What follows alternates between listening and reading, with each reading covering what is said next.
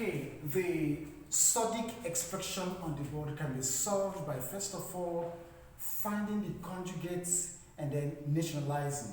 I repeat, finding the conjugates and rationalizing. Once you find the conjugate and rationalize, we collect the like terms and that is it. So let's go. If we have something like this in an exam situation, what we need to do is first of all you write down the solution, okay, and start solving.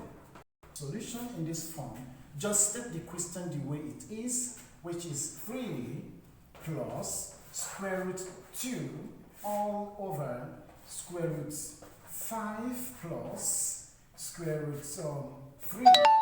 That's the question, right?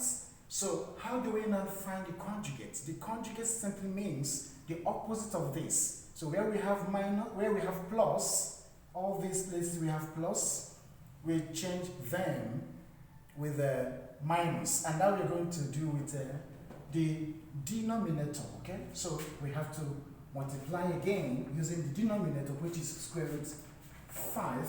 This plus now changes to minus, becomes square root of 3 all over again, square root 5 minus square root 3. So we have now found the conjugate and at the same time try to rationalize this. So what do? We multiply through the numerator first, after which we multiply through also the denominator. Okay, so let's go.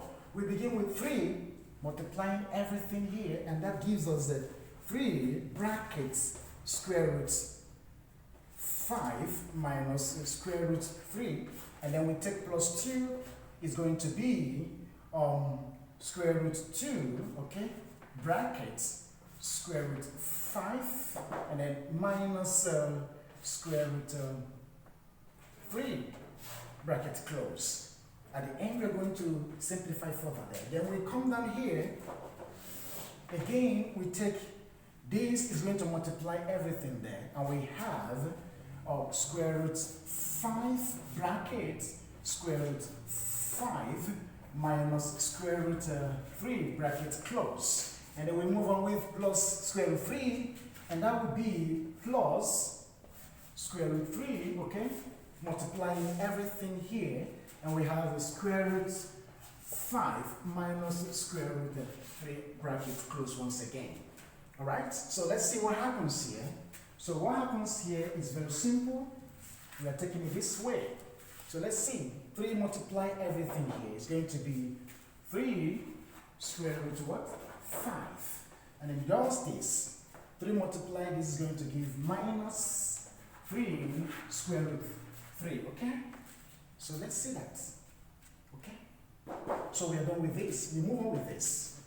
Plus, big plus, square root 2, multiplying this, automatically we are going to have 10. It's going to be square root 10, alright? And then square root 2, multiplying minus square root 3 is going to be minus square root 6, minus square root 6, all over the denominator. We are done with the numerator. This is the numerator. We have cleared the brackets, and we have terms belonging to the numerator, right? So the next thing we need to do is to do the same thing here. So this times this, okay? Square root 5 times square root 5 is going to be square root 25, which is also 5. So there is no need writing all that in full. So we go again. Look at it. Square root 5 times minus square root 3, okay? Square root 5 times minus square root 3 is going to be minus square root 15, all right? Okay, so that is it. So move on again. We are done with this. The next one is this. Square root 3 times square root 5 is going to be plus, this we have plus square root 15, all right? So that's because of this plus, okay?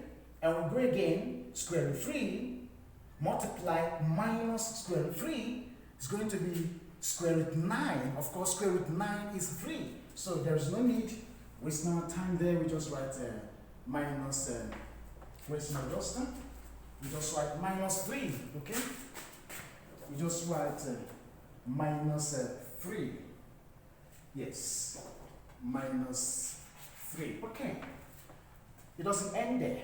Now we have simplified this. We have cleared the brackets. The next thing to do is for us to collect like terms and then cancel out where necessary. So let's begin with the numerator. Can we do anything here? Let's see. All right, we may decide to keep the numerator the way it is. Look at the numerator. Okay, I think they are already in their simplest terms. So we may decide to keep the numerator the way it is, minus 3, square root 3, and then plus root square root 10, and minus square root 6 all over. This is where we have something to do. The reason is that we have something opposite. Minus square root 15 plus square root 15. We go. So it becomes 5. Okay? What happens to 0 minus 3? These 3 are looking at now. Okay? So let's see, we now have 3 square root 5, okay? Minus 3 square root 3 plus root square root 10, and then minus square root 6 all over 5 minus 3 is going to give us 2. All right, this is the final answer, but I want to put things in a very clear format so that we have everything clear. All right, so let's see how it works. So from here, look at this. From here, I'm taking it from here, right? For clarity purpose, we have 3 square root 5, okay? And then minus 3 square root 3, okay? And then we have plus square root 10 minus square root 6, okay? All over 5 minus 3, okay? So let's see that. 5 minus 3, that's what we wrote there before. So let's see what happens here. Let's see what happens here. So you can see these, the terms of the numerator are already in their basic form or forms, right?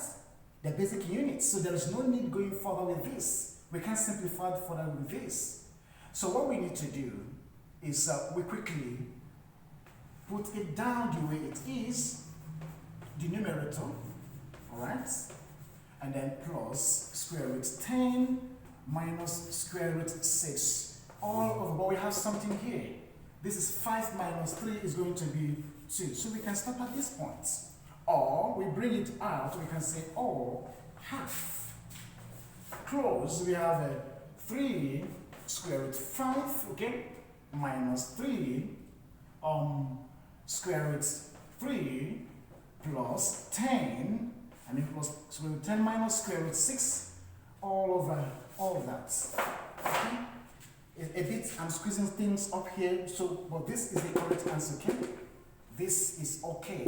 So if you have solved up to this moment, or you have watched up to this moment, this is the correct answer. Also, this one is also the correct answer, but I brought this point for us to see exactly the terms the way they are. All right, so that is it. If you have watched up to this moment, don't forget, give me some thumbs up, okay? Subscribe, encourage me, share with your friends, network and students. See you in my next class.